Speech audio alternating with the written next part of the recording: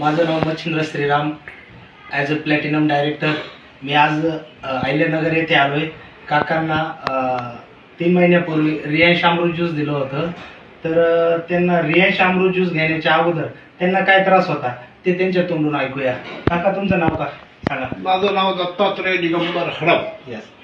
आता तुम्हाला काय त्रास होता? मला किडनीचा त्रास होता. किडनी क्रिएटिन वाढलं होतं. अच्छा, किती दिवसापासून त्रास होता काका? बरंच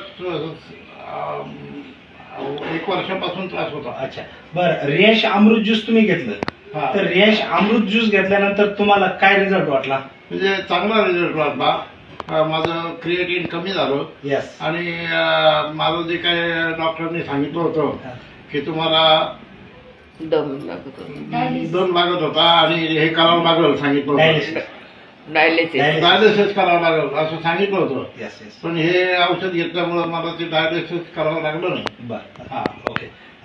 तर हे लोकांनी घेतलं पाहिजे का? अवश्य घेतलं पाहिजे. अच्छा. हा, त्याचा फार रिझल्ट चांगला आहे हा. आणि सगळ्यांनी हे घ्यावं. अत्यंत चांगलं औषध आहे. Yes yes. बघा मित्रांनो, काकांना क्रिएटिनिन लेवल त्यांची कमी वाढलेली होती, तर त्यांनी रियांश अमृत ज्यूस घेतल्यानंतर त्यांना एक चांगला जबरदस्त रिझल्ट मिळाला.